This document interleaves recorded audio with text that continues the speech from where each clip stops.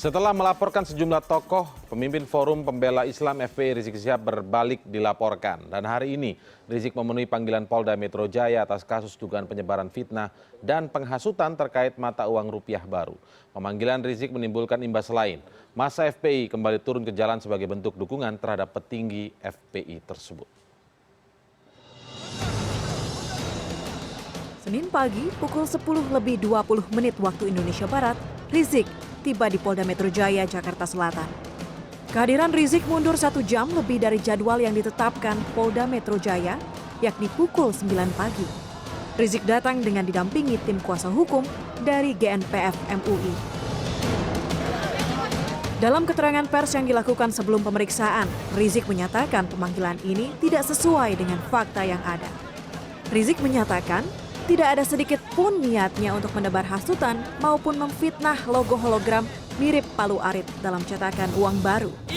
Saya dipanggil, maka itu saya sendiri heran. Apa yang mau ditanya, apa yang mau dituduhkan, nanti kita lihat dulu pertanyaannya di dalam, baru saya akan berikan keterangan. Usai pemeriksaan, Kabid Humas Polda Metro Jaya Argo Yuwono menerangkan, Rizik dicecar 23 pertanyaan dalam pemeriksaan yang berlangsung selama 4 jam tersebut. Ya, itu intinya yang dilakukan oleh penyidik untuk pemeriksaan sampai halaman 23. Ya ada beberapa pengacara ya, ada pengacara yang dipakai oleh Pak Rizik dan yang bisa masuk gantian ya, dua orang di dalam mendampingi pemeriksaan. Ya, statusnya masih saksi ya, masih saksi dan nanti kita menunggu bagaimana dari penyidik nanti setelah pemeriksaan ini. Pengawal fatwa MUI maupun Ihwal lain yang cukup menarik namun tak mengejutkan dari pemeriksaan Rizik hari ini adalah hadirnya luapan massa FPI yang kembali turun ke jalan. Aksi yang diberi nama Aksi Bela Ulama, meski tidak ada data pasti terkait jumlah massa namun diperkirakan ribuan orang hadir untuk mengawal pemeriksaan Rizik ini. Polda Metro Jaya sendiri sebelumnya telah menyiagakan ratusan personel dan membentengi gedung Polda Metro Jaya dengan kawat duri guna menghindari hal-hal yang tak diinginkan terjadi. Peristiwa kembali tumpahnya gelombang massa ini mengingatkan kita pada sejumlah aksi akbar yang juga menggerakkan massa pada akhir 2016 silam. Lalu, pertanyaan pun muncul. Apakah fenomena hadirnya aksi-aksi seperti ini merupakan bentuk loyalitas terhadap suatu kelompok dan kepercayaan, atau justru merupakan bentuk respon rakyat dalam mengkritisi situasi nasional saat ini? Suci Wancin, CNN Indonesia. Hukum di Indonesia kembali diuji. Pengerahan massa yang turut mengiringi dalam setiap pemeriksaan saksi ataupun tersangka perlu menjadi perhatian serius. Apalagi ketika pengerahan massa tersebut menimbulkan kerentanan konflik horizontal dengan massa yang lain. Lagi pula bagaimana menjauhkan hukum dari tekanan dan desakan massa yang berjumlah banyak. Kami akan membahasnya malam ini dengan Asep Iwan Iriawan, akademisi hukum pidana Universitas Trisakti, dan Abdul Khoir Ramadan yang merupakan anggota Komisi Hukum dari MUI. Selamat malam, Pak Khoir. Assalamualaikum. Selamat malam. Waalaikumsalam warahmatullahi wabarakatuh. Dan kemudian Pak Asep, selamat malam. Terima kasih sudah hadir. Baik, kita akan mencoba untuk melihat ini secara garis besar, tidak hanya kasus per kasus apa yang sedang terjadi pada hari ini, begitu ya, pemeriksaan Rizik Syihab dan lain sebagainya. Tapi kami tertarik dengan ketika melihat semakin lama ketika ada pemeriksaan sebagai saksi mau di Jawa Barat maupun di di Polda Metro Jaya selalu ada pengerahan saksi. Sebenarnya dari sisi hukum bagaimana Anda melihat ini? Ya, harus dipisahin dua hal ya. Baik. Pertama, pemeriksaan itu proses hukum. Artinya siapapun yang diperiksa wajib datang sebagai saksi itu. Tidak boleh tidak, harus wajib. Katakanlah dia sebagai tersangka wajib datang juga, didampingi penasihat hukum kalau ada apa-apa atau hak ajasi. Ketika ada massa entah dari manapun massa, saya kira itu perlu perhatian. Perhatian apa? Ketika massa misalkan berkumpul dimanapun, ya sekali lagi ada undang-undang penyampaian pendapat. Nah, selama ada izin menyampaikan pendapat, silakan. Tapi ketika misalkan ada seorang diperiksa, dia mempengaruhi, itu yang nggak boleh. Undang-undang Hakim dikatakan mempengaruhi langsung tidak langsung yang tidak boleh, sekali lagi. Nah, jadi sekali harus dipisah dua hal itu. Nah, kalau sekarang faktanya di lapangan, katakanlah si A tokoh misalkan Asep Iwan nih orang Indonesia orang Jawa Barat ketika Asep tokoh diperiksa Jawa Barat misalnya misalkan gitu. Ya, misal. orang Sunda kumpul semua ya silakan saja tapi kalau dia melakukan demonstrasi mengatakan pendapat dia harus izin karena dia diatur undang-undang Ya, itu bagaimana peraturannya pendapat begitu aturannya tapi soal Asep diperiksa entah sebagai pemerkosa pembunuh pencuri ada proses hal yang lain gitu kan nah, tapi tidak boleh ketika Asep diperiksa nih grup Asep grup orang Tasik orang Bandung orang Bogor mempengaruhi pemeriksaan itu ya nggak boleh sekali lagi itu penting karena apa pemeriksaan dua hal yang berbeda dengan ketika pengerahan massa gitu kan nah tapi sekarang faktanya bahwa ada kejadian di Bandung kejadian di Jakarta ada bentrok ya itu pidana tersendiri ya jadi pidana tersendiri karena ketika misalkan itu ada penganiayaan ada perkelahian ada penganiayaan itu lain soal bisa tersendiri maka saya bilang ketika soal A diperiksa itu pemeriksaan terhadap dirinya sendiri ya tapi ketika ada bagian-bagian itu melakukan tindak pidana, entah apapun bentuknya, akan tersendiri. Termasuk misalkan penyampaian pendapat tanpa izin, itu adalah kena pidana. Karena ketika orang menyampaikan pendapat lebih penyampaian pendapat tanpa izin ada undang-undangnya. Misalnya gini, orang kumpul banyak, teriak-teriak, demo. Misalnya di depan Polda, begitu kan, mengiringi pemeriksaan Rizik Syihab hari ini misalnya. Kemudian ada yang penyampaian pendapat yang seperti apa yang disebutkan. Ditanya, ada izin apa enggak? Kalau dia melakukan izin, melakukan berkumpul, menyampaikan pendapat, boleh saja, kenapa enggak? Selama menyampaikan pendapat itu diatur. Tapi masakan dia datang teriak-teriak, ya jangankan itu masuk ke ruang pengarangan ini bisa diusir. Tanpa ada izin. Tanpa ada izin. Kalau dia izin nggak ada masalah. Itu bebas dimanapun itu diatur kok. Oke, MUI sendiri melihat fenomena terakhir ini seperti apa? Kenapa kita ingin mengetahui dari MUI? Karena selama ini kan beberapa kali masa yang dibawa untuk ikut mengiringi seorang Rizik Syihab begitu ya, menjalani proses hukum. Sebenarnya kan proses hukum ini bukan, setujukah Anda bahwa proses hukum adalah proses yang paling fair untuk mengetahui seseorang itu benar atau tidak, karena seperti itu kan? Iya, kita sepakat terhadap permasalahan hukum, baik dalam tahap penyidikan sampai penuntutan pemeriksaan di pengadilan itu ya kita serahkan kepada sistem dan mekanisme hukum. Kita harus percaya bahwa hukum itu bekerja secara fair, jujur, dan adil. Terkait dengan fenomena yang terjadi, kalau menurut saya, ya memang ini adalah dampak dari demokratisasi yang berkembang di Indonesia dan terkait dengan isu-isu hukum yang telah bercampur dengan politik. Terkait dengan itu, kita saksikan pada saat pemeriksaan Habib Rizik sebagai terlapor, massa datang, ini menurut saya sebagai bentuk dukungan moral. Jadi memang ada ikatan emosional ketika sang pemimpin dihadapkan pada kasus hukum dengan masyarakat dan umat yang memang telah terjalin ikatan emosional itu antara pemimpin dan umatnya. Hal yang wajar. Saya sangat setuju dengan yang Kang Asep katakan, harus ada izin. Yang saya tahu, setiap ada aksi pengawalan terhadap kasus dugaan ataupun sangkaan terhadap Habib Rizik, itu ada pemberitahuannya. Karena kita dari MUI menerima share siapa yang bertanggung jawab, kepada siapa dilaporkan. MUI menerima informasi itu juga? Menerima informasi, kita selalu menerima informasi. Walaupun sebenarnya tanpa melaporkan MUI bisa juga ya? Ya dalam pengertian MUI itu juga harus mengetahui dan memantau, baik langsung maupun tidak langsung. Tapi MUI bersikap netral, kita mempercayakan semuanya kepada proses hukum. Oke, Pak, tapi kan misalnya kita bicara di atas aturan, Will. Kalau sesuai aturan jelas semua diizinkan, asal mereka mengajukan perizinan sebelum kemudian mengumpulkan atau berkumpul massa itu dan lain sebagainya. Dukungan ataupun tidak mendukung, misalnya seperti itu kan. Tapi kita tidak bicara soal aturan, tapi lebih dari itu. Ketika setiap proses hukum diajak massa berduyun-duyun, kemudian mengatasnamakan agama misalnya seperti itulah Pak ya. Nah, ada satu sisi rentan terjadi bentrok. Di satu sisi memang tugas kepolisian, tetapi kan keamanan bukan tugas kepolisian saja begitu Pak. Semua bertanggung jawab atas tugas keamanan. Ketika setiap proses mengerahkan massa, kemudian soal seperti di Jawa Barat kasusnya, ada massa yang berbenturan dan lain sebagainya. Bahkan Kapolri sebagai penanggung jawab keamanan tertinggi begitu ya di Republik ini menghimbau begitu Pak, bahwa ada baiknya dalam setiap pemeriksaan tidak dikerahkan massa begitu. Bagaimana Anda melihat ini ketika massa yang sekarang datang berduyun-duyun?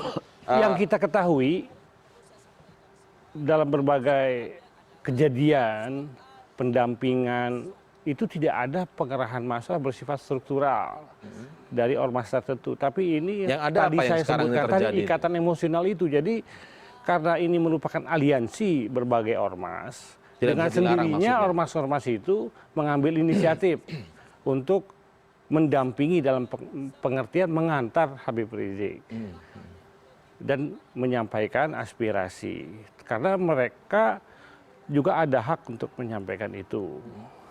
Tapi saya ingin lebih jauh lagi, memang ada fenomena, ini adalah suatu, lebih tepat kita katakan, ada unsur-unsur politis. Kenapa unsur politis Anda melihat? Jelas dalam berbagai banyak laporan, itu masih prematur. Dan terkadang ini dipaksakan untuk dimasukkan menjadi LP dan ditingkatkan. Ada ke upaya tahap kriminalisasi, penyidikan. Mas, menurut Anda? Iya, saya sampaikan itu. Karena kajian kita juga menunjukkan hal itu. Tapi terlepas dari itu, kita menduga. Nah, tapi kita juga mempercayai proses hukum itu akan berjalan. Oke. Tetapi kalau dugaan kan sah-sah saja.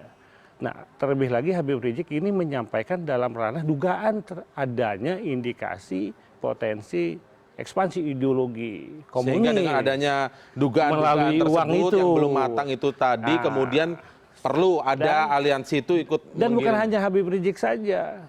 Makanya tadi saya bilang ini ada keprihatinan yang terkait dengan ikatan emosional. Semua ormas Islam mencurigai, menduga ekspansi itu mewujud karena banyak Semua ini, simbol-simbol semua komunis ormas Islam. ada. Nah, dalam hal ini terkait di mata uang, ada kemiripan. Sehingga MUI melihatnya ada juga kemiripan. ya kita melihat ada. Kita melihat ada. Kita melihat itu ada. Dalam kajian kesengajaan, menurut Anda? kajian kita itu ada indikasi. Nah, sehingga ini menimbulkan kekhawatiran. Pernah Rasa kemudian keprihatinan. mengajak bicara dengan BI sendiri tidak? Dalam waktu dekat kita akan Berarti masih akan, ya? rapatkan secara umum apa yang terjadi secara signifikan. Jadi bukan hanya ini, jadi yang diurusi MUI ini banyak ini. Oke, Isu oke. ini, isu ini, sehingga bagaimana pimpinan mengambil sikap. Jadi bukan hanya satu Oke. kasus, jadi holistik. terhadap Saya semua. tertarik dengan kita semakin masuk ke dalam kasus itu karena saya Ya, juga saya ingin mulai. tahu. Saya ya benar itu tadi. Sebenarnya saya hanya ingin masuk ke sini dulu sebenarnya. Tapi menarik juga ketika Anda mulai mendalami dan saya ingin tahu ke apa namanya penilaian dari MUI ya. Tapi saya ingin ke ke Kang Asep terlebih dahulu. Kang Asep tadi kalau disebutkan disinggung bahwa isu-isunya masalah-masalahnya masih prematur sehingga ada dugaan politis. Kalau boleh saya misalnya mencoba menilai kesimpulan atau dugaan yang disampaikan oleh Pak Khoir tadi mungkin seperti kriminalisasi kali ya. Kriminalisasi, upaya untuk mengkriminalisasi seorang Rizik Syihab. Tapi kalau misalnya dilihat apa yang harus dilakukan kepolisian misalnya tidak kemudian terbukti bahwa ini kriminalisasi. Seperti sebelum-sebelumnya kan pernah dianggap ada kriminalisasi terhadap pimpinan-pimpinan KPK yang dulu begitu ya. Ini bukan bermaksud mengungkap luka lama ya, tapi apakah memang ada kasus-kasus yang sebenarnya mungkin saja saya salah, remeh-temeh kemudian diadakan kasusnya sehingga terkesan itu adalah kriminalisasi. Satu, kalau soal politik saya nggak ngerti karena saya bukan pengamat politik, Iya, pengamat hukum. iya. Biarlah beliau berhak menyatakan bahwa itu ada pengamat politik, siapapun yang menyampaikan bahwa itu ada politik. Kalau hukum gampang kok ya. Nah, hukum itu ada tindak pidana itu karena apa? Karena ada laporan, karena ada pengaduan, karena ada OTT. Iya. Ketika setiap orang menyampaikan laporan itu bisa benar atau tidak. Nah, kasusnya Habib Rizik kan banyak yang dilaporkan tuh, ya entah penodaan agama, entah Palu Arit ya, Iya. entah Pancasila, entah Soal apa namanya? Sampurasun. Sampurasun ya, ke kampung saya itu ya, Sampurasun dan sebagainya. Nah, apakah ketika laporan-laporan ini memenuhi unsur pidana atau tidak, yang punya kewenangan kan subjektif dan objektif ada penyidik. Iya. Ya, sekarang penegak hukum tidak boleh terpengaruh oleh kepentingan politik, kepentingan apapun. Desakan massa? Desakan massa nggak ada, apalagi Nggak desakan boleh. massa, apalagi ya sekali lagi kalau desakan massa ya percuma ada penegak hukum. Kalau sementara takut sama massa. Jadi ketika di polisi misalkan orang dituduh misalkan paling gampang sekali lah, Yeah. selalu contohnya saya jangan kesulitan takut ini. Asep dituduh melakukan perkosaan yang paling gampang atau Yeah. pembunuhan atau Yeah. penganiayaan. Apakah masuk ke pasal-pasal itu?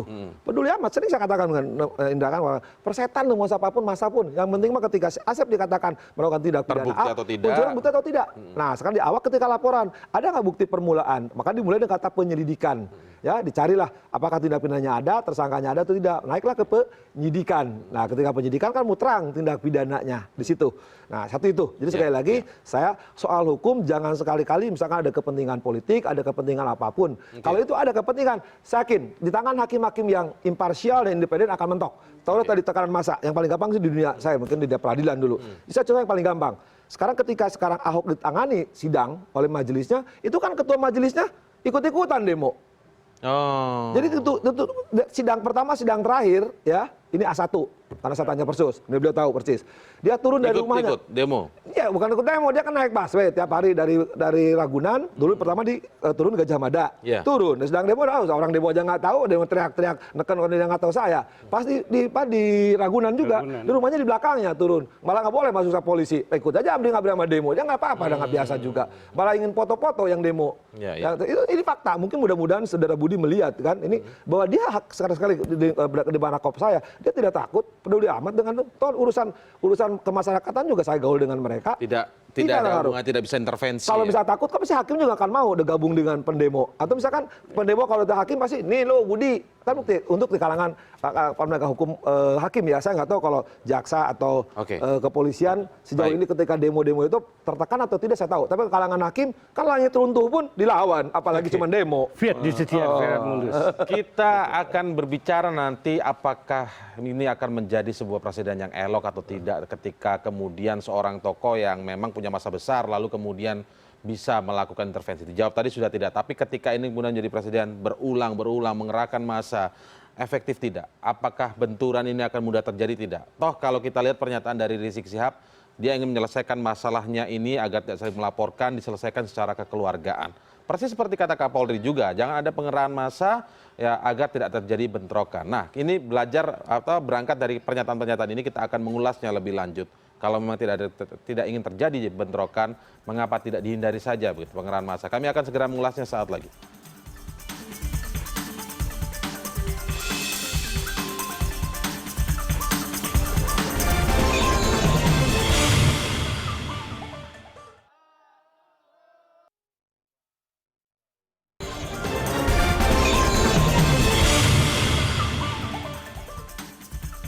Baik, ketika Kapolri kurang lebih 5 hari lalu begitu ya mengatakan bahwa sebaiknya dalam setiap pemeriksaan tersangka maupun saksi tidak melakukan pengerahan massa untuk menghindari terjadinya benturan.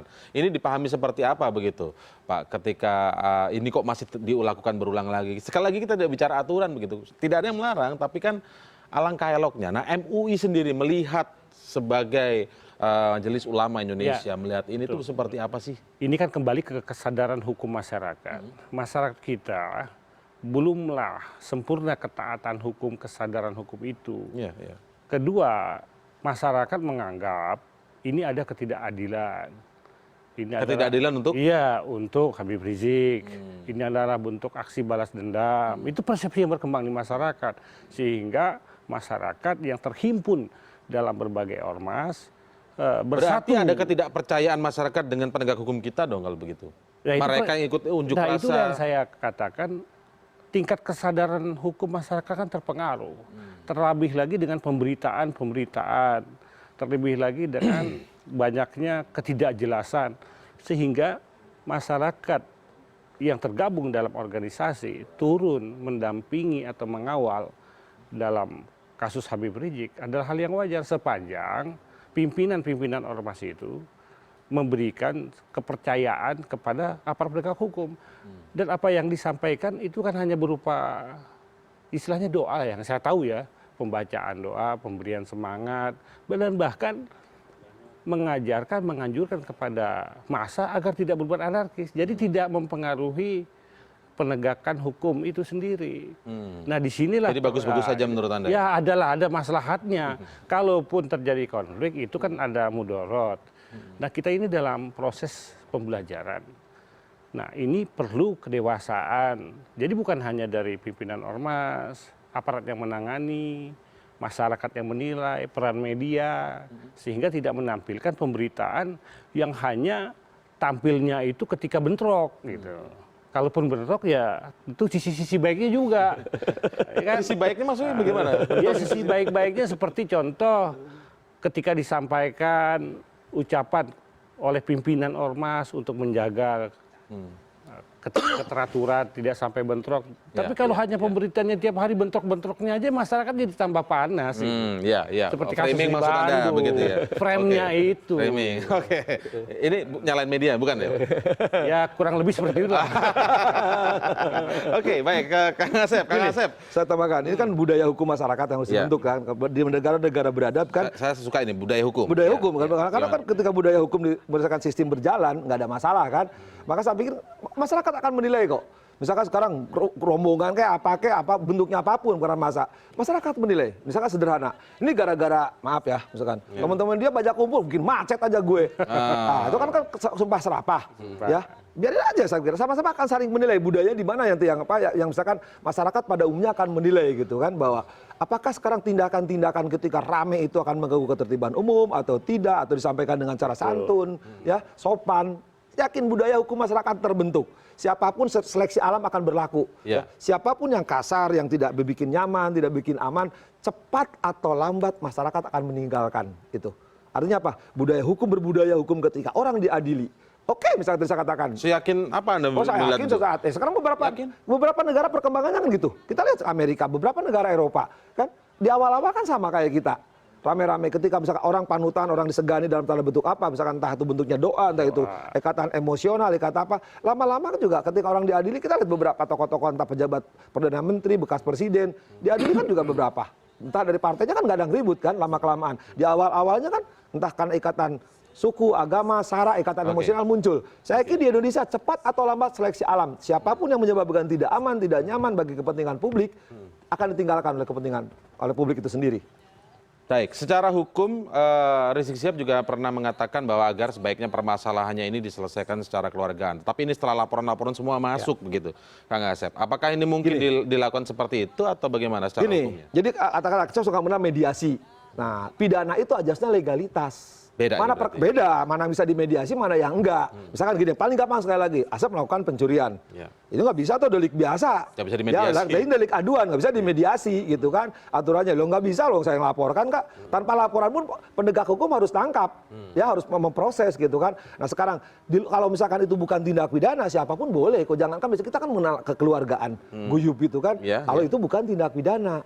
Sekali lagi. Tapi kalau sudah tindak pidana, sekali lagi. Ini kan belum siapa jelas tersangkanya, walaupun saya sesalkan kan. Ya. Penyelidikan, penyidikan. Loh, saya bisa Sudah berbeda naik dengan ke apa? penyidikan ya? Ya, dimanapun juga pengertian pasal 1, butir 2, butir 5 jelas. Ketika penyelidikan itu mencari tindak pidana, ya kemudian siapa tersangkanya. Ketika penyidikan itu kan kita lihat, entah kasus Ahok, entah kasus Jessica, yang paling gampang lah gitu. Jelas kan, berapa kali ini tersangkanya ABCD. Ya, Nah, di ya, sini juga nampak. Artinya apa? Ketika ini belum tindak, kan kasus Habib Rizik belum ada tersangkanya kan? Belum ada. Nah, apa yang mau dimediasi? Tapi sudah penyidikan. Ya, Pak, tapi kan belum ada siapa tersangkanya. Saya tanya juga, siapa tersangkanya? Itu karena tekanan massa tidak? Ya saya nggak tahu, yang tahu polisi. Kalau saya kan, kalau ketika penyidikan harusnya Kira-kira ada pengaruhnya katakan. tidak? Kira-kira ada pengaruhnya tidak tekanan massa itu? Ya, kalau cara hukum- Terutama ketika yang kasus di Jawa Barat ya, terutama ketika sudah terjadi bentrokan juga. Lah, kalau bentrokan kan belum ada. SPDP-nya baru kemarin, Ya, hari Jumat kan. Malam Jumat SPDP sebelumnya kan berpemeriksaan sebagai saksi. Sehingga terjadi ribut dan ribut juga setelah selesai kejadian kan di situ. Tapi belum ada penetapan tersangka. Nah, kecuali kalau misalkan Habib Rizik akan sebagai tersangka, ribut. Nah, baru di situ apa yang terjadi? Apa karena penetapan Habib Rizik sebagai tersangka kita ribut atau diributkan? Kita nggak tahu. Itu masalah. Tapi sekarang kan belum ada tersangkanya, penyidikan. Jadi ketika sekarang masa mau ribut, apa yang diributkan? Oh, Habib Rizik belum tersangka kok. Ya. Oke, jadi intinya permintaan untuk menyelesaikan secara keluargaan itu juga Kalau bukan pas. tindak pidana ya, sekali bukan tindak aduan, itu silakan aja untuk mediasi kita kenal. Tapi kalau udah tindak pidana Dari biasa, beberapa kasus yang ada sekarang ini menurut Anda itu sekali lagi, semua tuh deliknya bukan delik aduan, kecuali 310 ya. Oke. Jadi Semuanya kalau yang bukan tidak, delik kalau aduan. ikutan media massa ya, saya nggak tahu materi perkaranya. Kalau Undang-Undang ITE 28 Junto 45 itu delik biasa ya, benar. Kemudian penodaan agama delik biasa. Kemudian pasal apalagi sih saya agak lupa karena banyak bener sampai di Rabu juga dilaporkan kan 28. Kemudian untuk bendera lambang negara ya pasal 57 Junto 68 itu bukan delik aduan. Itu sekali lagi kalau itu merupakan tindak pidana menurut polisi memenuhi unsur yaitu ada bukti permulaan dan katakanlah tanda petik ada pelakunya yang nggak bisa dimediasi, nggak ada aturan mediasi untuk itu. kecuali peradilan anak. Itu misalnya dimungkinkan ada mediasi, ada keadaan retroaktif. Kan? Tapi kalau perkara retroaktif itu, tapi kalau tindak pidana lain jangan coba-coba memediasi apapun bentuknya. Jangan di mediasi yang tidak tepat. Nggak ada, memang itu berbeda, ya, memang betul. berbeda. Baik, nah permintaan dari Rizik Syihab ini sendiri kan mengatakan agar tidak terjadi konflik horizontal. Sebenarnya sudah punya keinginan itu, tetapi kenapa tidak dari dirinya sendiri yang mencoba mengerem kalau menurut Anda dari MUI seperti Kalau apa? saya tidak ada legal standing untuk menjawab karena saya bukan yang bersangkutan. Bukan kuasa hukumnya. Bukan kuasa Ya, hukum dari pula. MUI melihatnya seperti apa? Misalkan Tapi bisa memberikan, begini, kan di-share kita informasi juga tadi. mengenal hukum itu universal. Dalam hukum Islam juga maslahat itu lebih diutamakan daripada mudarat. Jadi diasumsikan kalau kita menegakkan hukum tetapi menimbulkan kemudaratan yang lebih besar, tentu lebih baik mencegah kemudaratan Nah, demi itu dia. kemaslahatan. Mencegah kan Nah, ya? ini memang secara teoritis ada azasnya restoratif justice, keadilan sosial. Saya sepakat dengan Pak Asep untuk tidak pidana dalam pengertian bukan delik aduan itu tidak bisa. Tetapi secara politik hukum, nah ini bisa dilakukan oleh pemerintah demi dengan cara seperti kepentingan umum yang lebih besar. Karena bicara politik hukum tentu adalah pilihan. Ketika hukum bertemu dengan kepentingan politik, yang mana yang akan dimenangkan? Kalau azas menurut hukum tidak bisa. Hukum adalah panglima. Tapi menurut politik, apabila kepentingan hukum bertentangan dengan kepentingan politik, maka kepentingan hukum itu akan dikalahkan demi kepentingan politik. Nah, kita memang Jadi maksudnya belum Anda ada. menginginkan apa? Menginginkan pemerintah agar bagaimana? Kalau saya tidak ada kapasitas menginginkan itu dan itu, tapi saya ingin menjelaskan bahwa Demi umat lah, demi umat ini. Mendoakan, Iya, demi mendoakan. umat. saya mendoakan Majelis Ulama kepentingan mendoakan. politik yang menimbulkan mudarat ini tercegah dengan menimbulkan kemaslahatan yang lebih besar. Di satu sisi eksistensi hukum itu juga harus diberdayakan. Nah, memang dalam praktek kita bernegara antara politik dan hukum ini dua barang ini memang sulit untuk disamakan, dipisahkan, tapi saling terkait. Nah, bagaimana pemerintah melalui kebijakannya? Karena apa? Karena ini akan terkait dengan sistem keamanan nasional.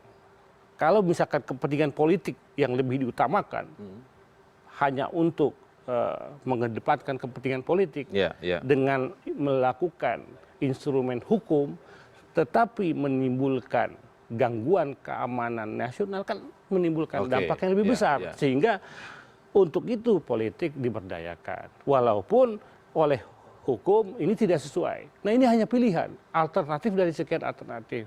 Jadi bekerjanya hukum itu menurut Jadi mungkin saja belum ditetapkannya tersangka yang di kasus Polda Jawa Barat itu terkait ini berarti. Robert Seitzman mengajarkan dalam bekerjanya hukum di masyarakat tidak dipungkiri adanya pengaruh-pengaruh komunal, sosial, personal yang mempengaruhi hukum itu.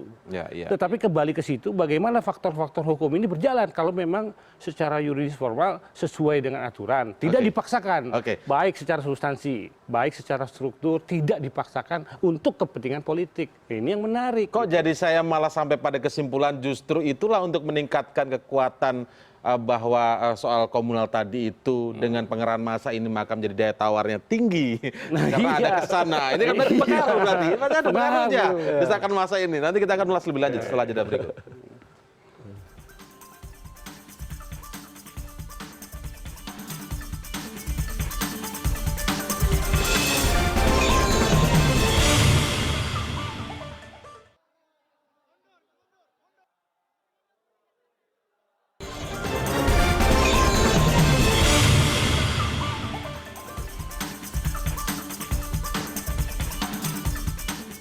Ketika menjelaskan pernyataan, mendengarkan penjelasan dari pernyataan Pak Khoir tadi, seperti bahwa hukum dan politik itu saling berkelindan sebenarnya kan, kemudian seperti itu karena ada faktor yang misalnya tegakkan hukum saja tapi sebuah kondisi sosial bergejolak itu tidak baik dari sisi keamanan.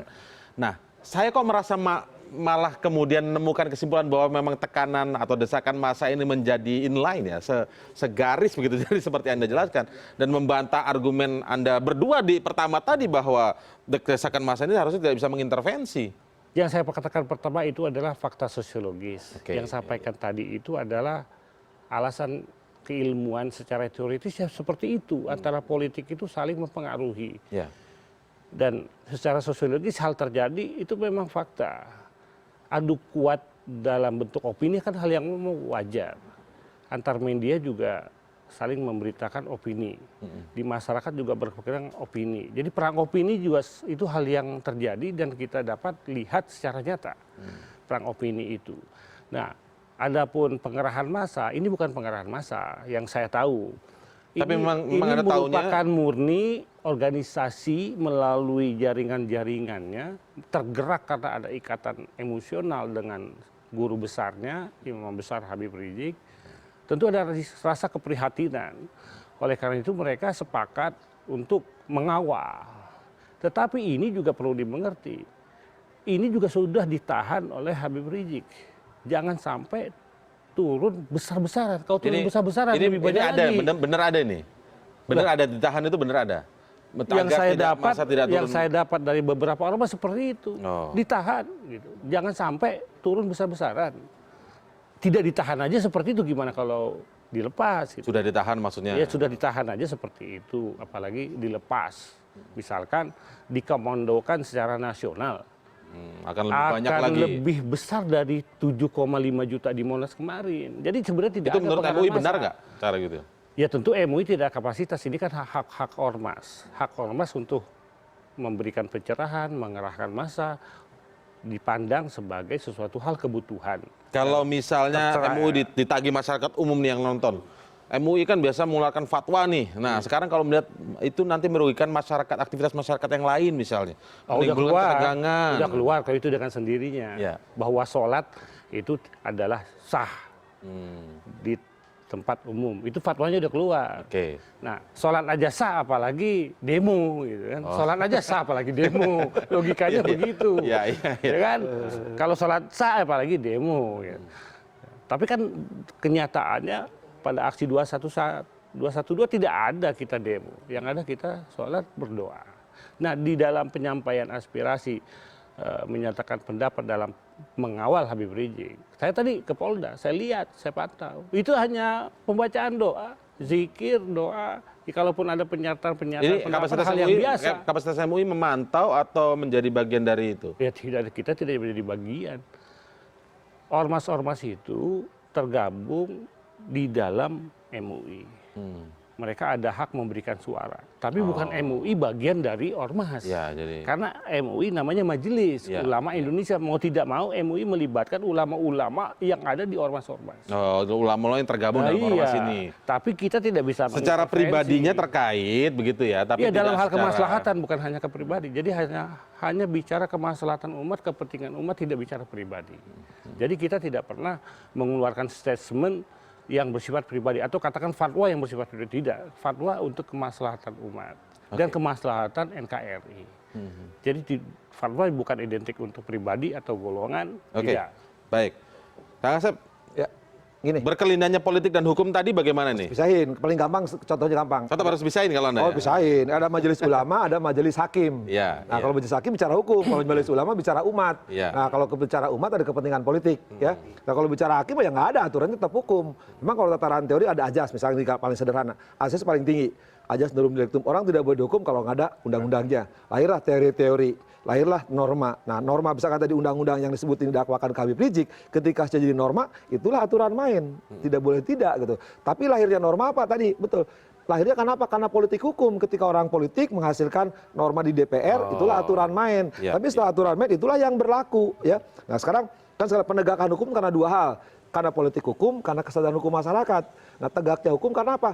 Kemauan pemerintah menegakkan aturan. Itu ada politik hukumnya di situ. Nah masyarakat juga bersadaran hukum tadi, berbudaya hukum semua. Ikutin aturan mainnya gitu kan. Nah karena ketika nyampe di majelis hakim, hukum kan yang berbicara aturan hukum. Tapi ketika bicara di majelis lain, nah terserah karena itu di luar unsur hukum. Sosial kayak unsur politik kayak boleh. Unsur dia unsur doa, unsur apalah itulah haknya masing-masing gitu kan. Yang membedakan itu sekali lagi ketika politik dan hukum patokannya jelas. Kalau hukum itu bukti, kalau politik persepsi atau opini. Kalau hukum nggak boleh kalau opini. Wah opini nih pendukungnya banyak takut. Jangan yakin. Saya kasih contoh paling gampang. Habib Rizik itu pernah kita adili kok di Jakarta Pusat. Nggak ada apa-apa. Novel juga sama pernah kita adili kok. Saat itu ya? Hakimnya Budi, saya, Eri, dan teman-teman masih ada. Saat itu ada desakan massa juga tidak? Jangankan itu kalau itu misalkan tanda petik ya, orang-orang didoain, kita tenang aja dong didoain. Hercules kita adil nggak ada masalah kok, cuek. Kita kali di kakak hakim ya. Masa dicuekin aja, kita ngapain dengerin masa nggak usah ribut. Kita nggak di fakta persidangan kok, nggak di luar fakta persidangan, sila urusan masing-masing tadi kan. Nah, kita bersyukur kalau majelis ulama ngedoain malah enak didoain kan. Selalu. Itu doa kan enak gitu kan, kalau doa berkah semuanya. Tapi ketika misalkan kita di hakimnya melihat opini, ya, melihat persepsi, jangan jadi hakim. Jadi Irfan Hakim, Christine Hakim, Cepi Hakim. Menyebut nama lagi. Ya teman-teman saya tiga-tiganya. Oke, iya. Baik, bicara soal budaya hukum yang sempat disinggung oleh Kang Asep tadi begitu, Pak Khoir. Kalau misalnya sekarang lagi sering muncul masyarakat tuh, ini secara umum ya, secara umum melihat bahwa wah lagi rame ini 14-11 ya waktu itu ya. 411, kemudian 212, terus akhirnya ada demo mahasiswa juga berapa gitu loh. Jadi tren ini menurut Anda gitu ya. Menurut Anda itu akan jadi sebuah budaya hukum yang baik tidak sih sebenarnya? Saya optimis. Budaya hukum itu kan salah satu faktor yang berpengaruh dalam penegakan hukum. Selain struktur, selain juga substansi. Kalau substansinya bagus, strukturnya bagus, tanpa didukung oleh budaya hukum itu nonsense. Justru di sini adalah kesempatan kita untuk memberikan pencerahan kepada masyarakat, kepada umat, agar berperilaku, bertindak sesuai dengan hukum. Saluran untuk menyatakan pendapat diatur, diakui oleh hukum positif. Apa dan bagaimananya tentu adalah menjadi kewajiban bagi peserta yang mengikuti aksi-aksi tertentu. Nah, inilah aset kita, dan sepakat dengan Kang Asep ketika masyarakat, suatu elemen komponen ormas menghadiri datang kepada peristiwa persidangan, jangan dianggap ini adalah suatu gangguan atau bersifat politis atau apa. Ini adalah bentuk dukungan moral. Ini adalah suatu aset bangsa yang harus diberdayakan karena kita demokrasi dan kita diakui pasca reformasi. Ini, kalau ada kelompok lain yang juga ikut, nah itu adalah dalam tugas. aksi itu bagaimana? Itu adalah tugas keamanan, pemeliharaan keamanan. Bagaimana mengantisipasi? Jangan dibenturkan. Jangan pula direkayasa sehingga terjadi bentrokan. Maka gini mungkin Mas Indra, saya tambahkan. Saya mantan ngomong sebagai mantan aktivis Islam loh. Saya jelek-jelek cuma sebagai warga Nahdien dipersangkakan Salman di TB loh. Saya pernah ditahan langsung sudah juga. Terus bisain. Kalau demo saya pikir silakan. Malah saya beberapa kali katakan tiap Jumat demo nggak apa-apa. Di depan istana itu gantian kan. Imamnya jangan A lain, A Asep, A Indra, A Hoir, A Boy, A yang lain kan. Lebih enak. Tapi kreatif di situ. Tapi untuk sekali dalam rangka mencapaikan pendapat. Ada kreativitas di situ. Kita hormati. Itu nggak masalah. Nggak ada masalah. Selesai. Dan dengan santun, dengan ramah, dengan nyaman. Jadi rekreasi. Mungkin jadi orang luar juga demo Indonesia. Walaupun jalannya sampai penuh begitu. Ya, jangan mengganggu jalan di dalam Monas kan kita enak misalkan. Jadi tertib tiap Jumat nggak ada masalah. Tapi ketika soal hukum, kita serahkan proses hukum, sistem tadi katakan biar berjalan. Tapi ketika sistem berjalan, demo jangan pindah ke sini gitu. Sebaliknya, ketika demo sistem jangan masuk ke sini. Tadi dipilahin tadi. Jadi orang demo paksa sebenarnya senang, udah biarin aja demo. Tapi yang demo tadi kan pindah ke situ. Nah, saya bilang tadi, kalau demonya tadi misalkan ada aturan. Ya, hanya mendoakan tadi tuh. Ya doakan, sekarang kan doakan bisa di masjid, bisa di Istiqlal, bisa di Al-Azhar gitu kan. Lo waktu kejadian kemarin saya lagi ngajar di Al-Azhar. Kan silakan ya doa, kan ada masa doa kan bisa di mana-mana saja. Tadi saya dipilahnya di situ antar politik dan hukum. Ketika sistem hukum sedang berjalan, biarlah dia berjalan, hormati, didoakan ya dari seluruh masjid misalkan doakan dari Sabang sampai Merauke, silakan. Tapi sebaliknya, ketika sistem hukum sedang jalan, nah yang hukum ini jalan, biarlah proses berjalan dari penyidikan. Toh kalau nggak bukan hukum juga kesampingkan, kok tidak harus nyawak dari penyidikan, bahkan tidak sampai pengadilan. Ini sekarang kita mulai berbudaya tadi. Ya jadi bisa memilih mana kapan kita harus demo, meneriakin pemerintah, meneriakin penegak hukum. Kapan ketika sistem hukum sedang berjalan untuk kita hormati jalan itu. Nah tapi kalau dua-duanya dibenturkan, selamanya pasti persepsinya akan lain-lain lagi. Jadi gitu, tidak ada tujuan membenturkan itu juga tadi. Dari masa tadi misalnya kalau sengaja datang di depan Polda tempat diperiksanya itu, kalau memang mau mendukung saja lokasi yang jauh tadi misalnya seperti dicontohkan oleh Kang Asep tadi. Ya memang itu tergantung dari kebijakan dari aparat Polri. Kebijakan Polri ini terkait dengan diskresi penilaian sendiri untuk menilai hal itu. Tetapi memang saya sudah katakan bahwa ini ada ikatan emosional. Ikatan emosional ini kan ukurannya susah. Masyarakat, umat yang ingin datang, ingin tahu. Dan ini juga terkait tingkat kesadaran hukum. Terlebih lagi masyarakat merasa bahwa ini ada ketidakadilan, ada upaya kriminalisasi, sehingga hal itu membangkitkan giroh. Tapi memang di bawah itu merasa ada rasa ketidakadilan dan kriminalisasi. Yang saya tahu, yang saya lakukan penelitian di beberapa sampel menunjukkan hal itu. Karena saya pribadi melakukan penelitian itu dari beberapa sampel yang untuk sekarang ini, yang untuk kasus sekarang ini, apa sih yang dugaan mereka, apa sih dugaan apa kriminalisasi atas karena apa? Alasannya apa? Ini sifatnya terkait dengan perkara Ahok. Kedua, hal-hal yang sudah lama diungkit-ungkit kembali. Ketiga, pihak pelapor ada kepentingan kepada ormas tertentu yang mendukung Ahok. Keempat, proses peradilan kepada Habib Rizik peningkatannya terlalu cepat. Tidak sebanding lurus dengan Ahok.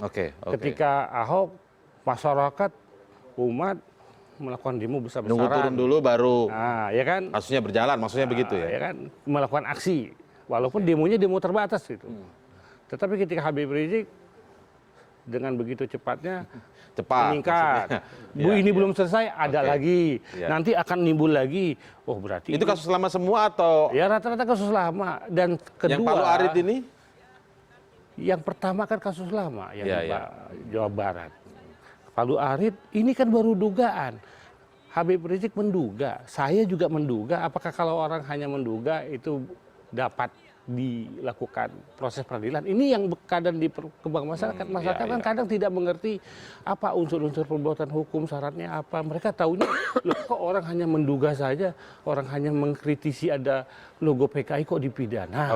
Itu yang terjadi. Alasan kriminalisasinya itu begitu ya?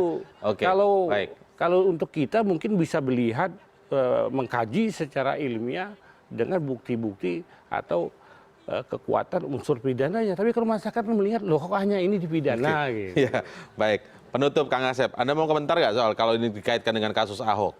Tadi kriminalisasi. Gini, kalau per kasus bisa pisah. Karena misalkan Ahok pasalnya juga 156A dan A lagi 156, ini juga belum tersangka kan? Baru 156 juga kena karena pengaduan PMKRI ya. Lain lagi. Kemudian itu juga pasalnya banyak. Kalau Pak Habib Rizik saya nggak hafal. Baru kali ini saya pasalnya banyak hafal. Undang-undang ITE, Undang Lambang Negara, Undang-undang KUHP. Ya apalagi saya nggak tahu. Nah tapi saya pikir Pak Habib belum jadi tersangka. Kalau Pak Ahok kan malah sudah terdakwa. Menurut saya, gini, kalau saya sekali lagi pisahin. Ahok biar nanti diputus. Bisa bebas, bisa lepas, bisa tewas, bisa dilapas kan. Tergantung kita hormati putusan peradilan apapun. Ya kalau Pak Habib Rizik juga sekarang belum, ya kita doakan nggak jadi kan. Kalau jadi ya udah nggak apa-apa, dua-duanya jalan aja gitu ya. Jalan aja kita lihat, nggak masalah. Kan kita tinggal melihat, kita hormati proses itu gitu. Ketika putusannya sama-sama bebas, lepas, ditapas, ya udah kita doakan juga. Kita terima. Baik, kesimpulannya sih kita berharap bahwa dengan adanya membawa massa, entah itu pengerahan atau aksi spontanitas begitu ya, tidak